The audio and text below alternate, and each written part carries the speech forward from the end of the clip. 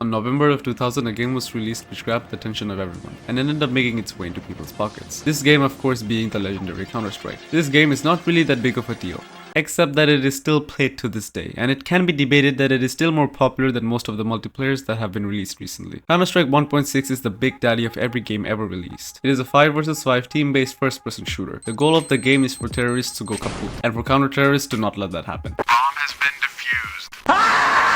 There are also other goals in the game, like hostage maps, and whatever the hell this is. But I will not be getting into those in this video. After the game's release, the community grew rapidly, and Counter-Strike took over the world, to the point that even public cybercafe computers had them. And considering this game can run on a literal fridge, any computer could run this. Hey man, you wanna play some CS? Yeah, sure, I'm down. Wait, let me just boot up my computer. That's your PC? There's no way that's going to work. Told you it would work. One of the biggest reasons responsible for the growth of this game was the community. You could do anything in this game. Make new maps, new game modes, add new game mechanics, and all sorts of goofy stuff.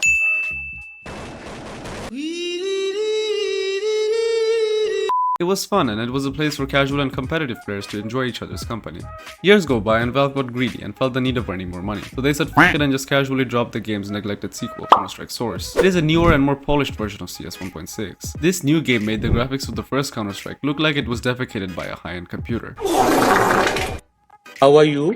It had a different mechanic, which ran on the Source engine, which is also shared by the games of the Orange Box. But there was a problem. Instead of all the players shifting to Source from 1.6, they split into two different communities, each thinking that their game was better than the latter. Right now, you could pick any of the two games if you wanted to, but the communities of each would strategically find points to tell you why you're f***ing wrong. So that was a problem Valve did not know how to fix. And just like 1.6, even this game just remains timeless and has a rather active player base. At this point, Valve is just spitting games that cannot be competed with. But the problem still remained. The two communities were splitting and was causing the popularity of these two games to split along with them. So they thought of something brilliant.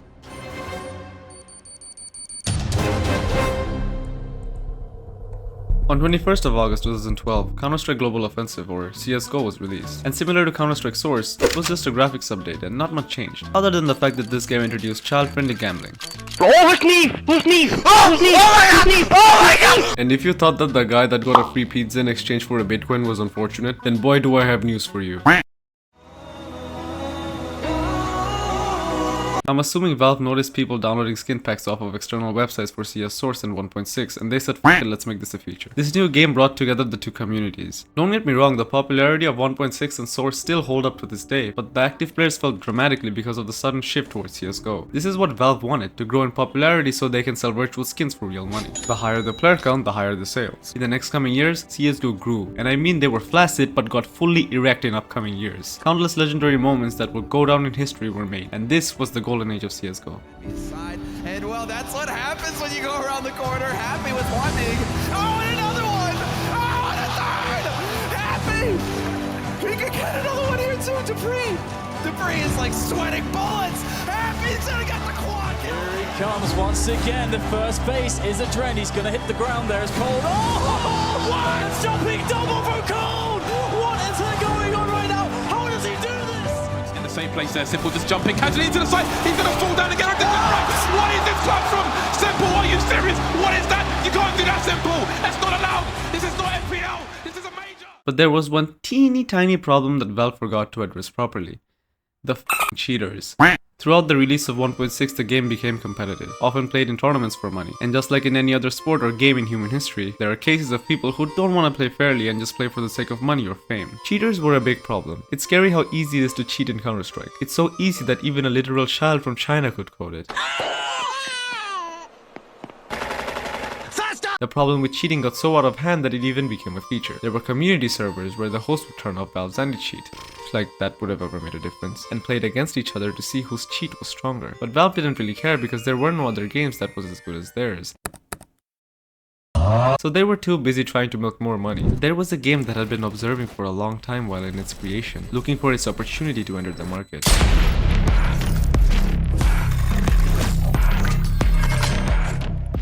On June 2nd, 2020, during the peak of online engagement in quarantine, Valorant was released. Now, if you don't know Valorant, it's basically a game that would exist if Overwatch, Fortnite, and Counter-Strike had a biological child. It took off fast when people heard that it was just CSGO but without the cheaters, and with characters built with tight ass. There were cheaters present in the game, but there have been many, if not thousands of cases where they got banned during the game, which by the way cancels the match along with them, meaning your experience wouldn't be hurt. This is because of how their anti-cheat works. It plants into your computer and reviews your files for suspicious programs. And for people that just want a game where they can enjoy themselves, they don't really care. Riot also added skins into the game, but instead of making a stock market, they made a store in which you cannot sell your skins, meaning they were cheaper but for personal use. In a nutshell, they were making a lot of money. They also added the ranking system and reworked it to make it better and better with each update. They tried to solve the problem with smurfing the best they could. They added newer events, a ton amount of agents, and more updates to keep the game feeling fresh for older players. Slowly, the players from Counter-Strike were shifting to Valorant. Even some of the pros at the time shifted. Valorant and CSGO had this competitive rivalry between them, which to this day still exists. CSGO shits on Valorant for its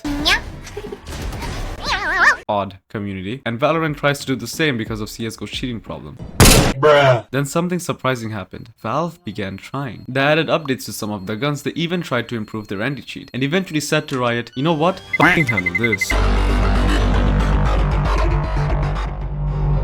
CS2 caught the attention of every player that left CSGO to play Valorant, and on September 27th, 2023, CS2 finally dropped. The game initially had a huge community. New content was released regarding it, newer players were attracted, and even managed to pull me back into the game. After about 23 years, a few memorable changes were added. You can now create openings in the smoke by throwing grenades into them and also when bullets pass through them. The zoos became rechargeable, skins became rentable, and you could apply stickers, however many, on any area of your gun. And that was about it. I don't really blame Valve. The thing with Counter-Strike is that you can't really do much and still stick to the fundamentals of the game. It's just how it is, and it is loved for it. Well, at least the cheating is fixed, right? Nope, it's still there. But to be fair, as of making this video, Valorant still does not have a replay system, so you can't tell if anyone is cheating since you can't get their POV. More than a year has passed since CS2 has been released, and there have been a lot of updates in CS2, and in Valorant. But what truly has me somewhat impressed is that there is a game that can somehow keep up with this beast. Throughout my entire life, I had not seen any game with the same mechanics of Counter-Strike because of how dominating the game is in its own concept. But that changed. It took 2 decades, but it still changed. I know some of you love CS2 or Valorant, and if you're freaky like me, then you like both. But the reality still remains, being that both of these games now hold a significant share in the gaming community. And although some of the resemblances between the two games are scary, recently the games are slowly showing differences between each other. The run and gun concept is becoming more punishable in Valorant. Armors behave differently between the two games. Newer concepts are being added to Valorant. It may seem like a small difference, but between the two games that are kind of the same, it feels like a very big deal. If you like this video, then subscribe and check out my other videos, because I really need to pay rent or I will get kicked out by my parents. Please help.